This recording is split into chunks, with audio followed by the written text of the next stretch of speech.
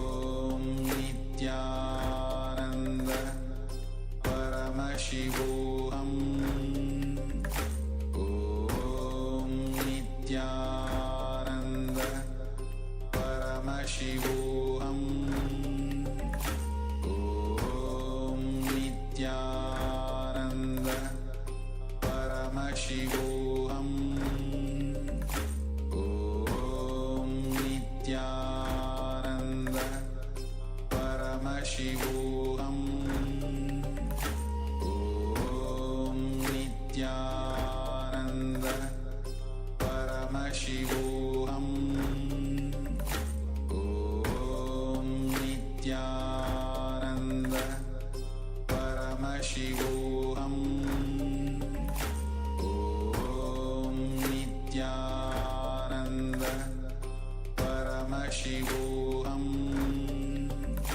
Om Nithyananda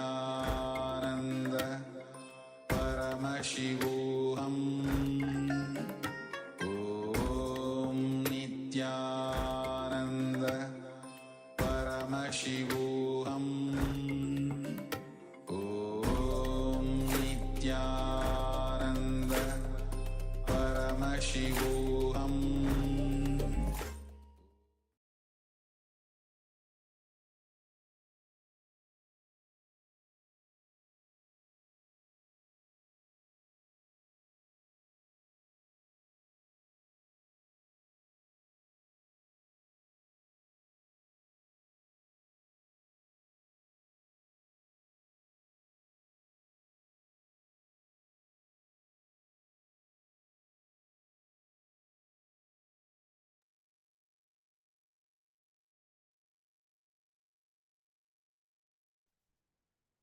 Now you can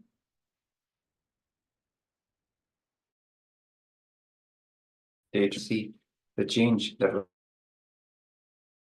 was and share the results here in the chat window or on the comment section.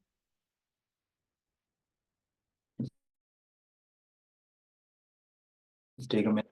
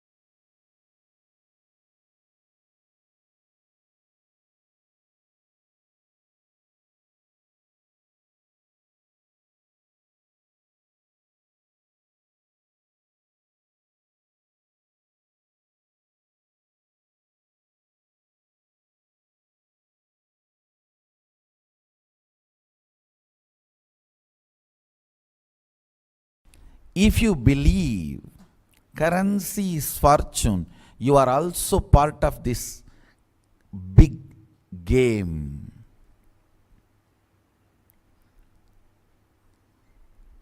Your ignorance and illusion can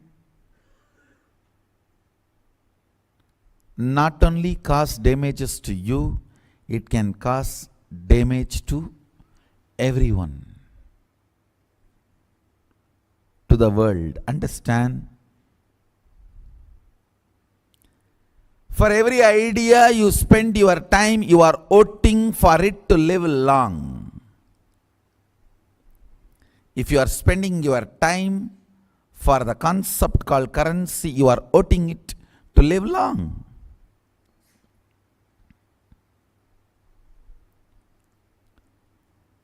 Liberating your thinking from the enforced Maya matrix that currency is equivalent to your fortune. It's actually enforced on you.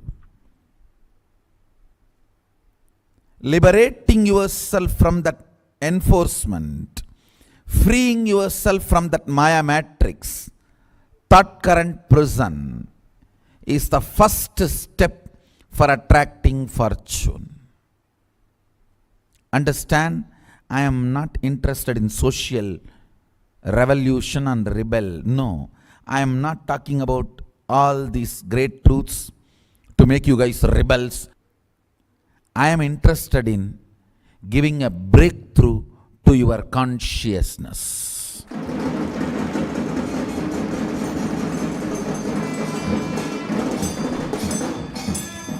I am coming back to my concern again and again.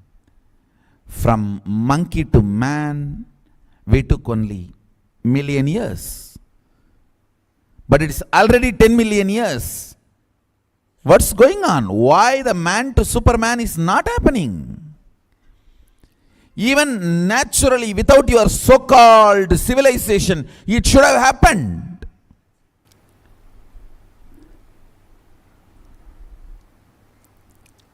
So many bondages and prisoning ideas are put on you, which is not letting you to have superconscious breakthrough.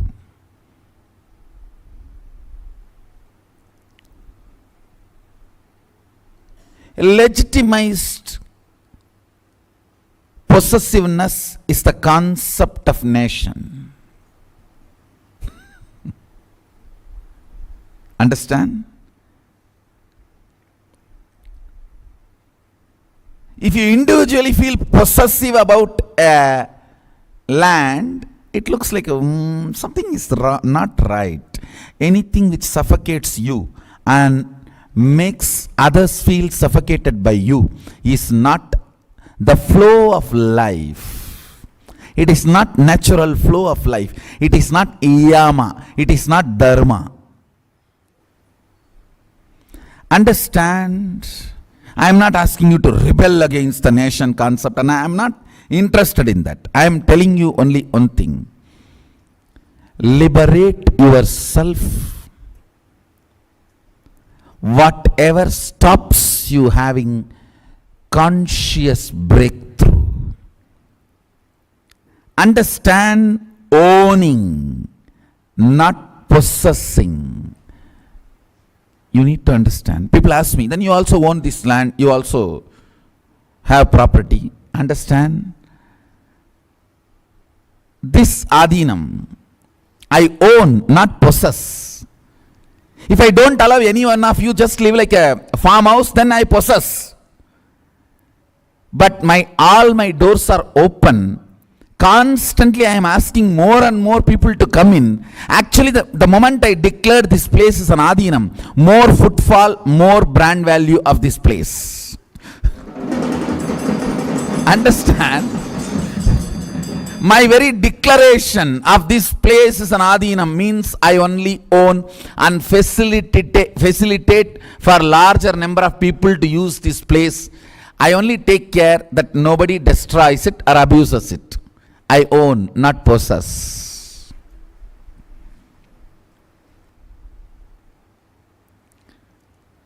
First thing,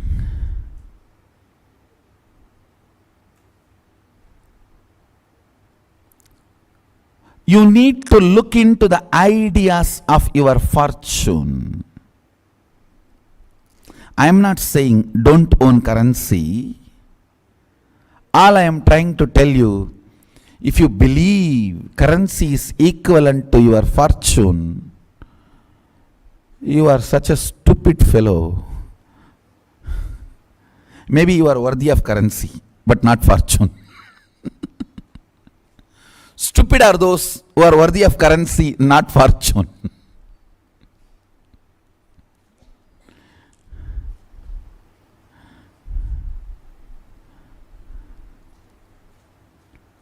Na karmana, not by your actions, na prajaya, not by your inheritors, dhanena, not by which can be passed on to others, the possession.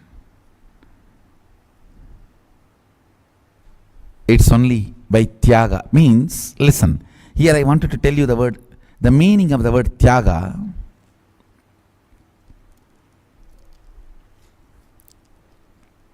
Ability to retain your determination in spite of all the complexities and complications a collective mind tries to put you to bind yourself and break you down, is tyaga.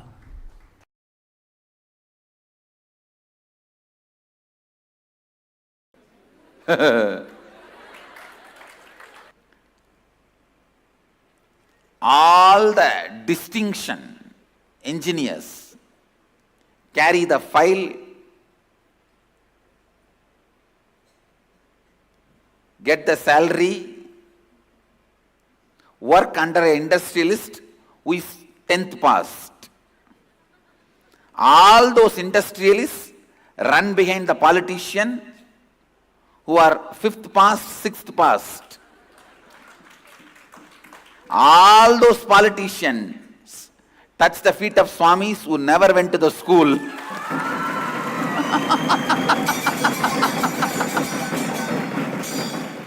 And succeeded in the life, understand?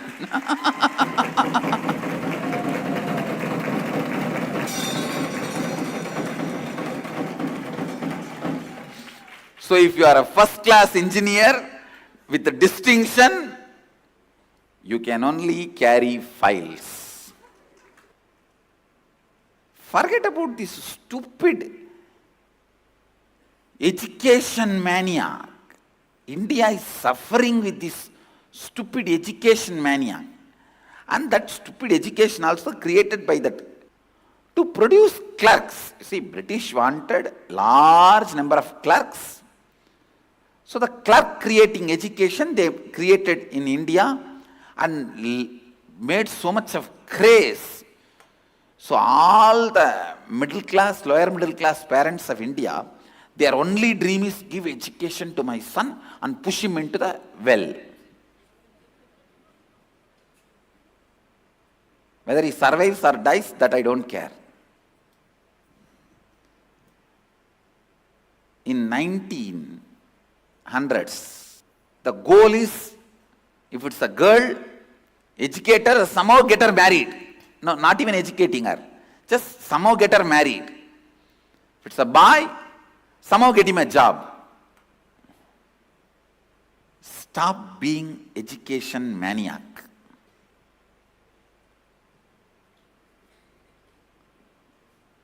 How thousands and thousands of kids, I can say lakhs of kids, their mind is irreparably damaged due to examinations and the torture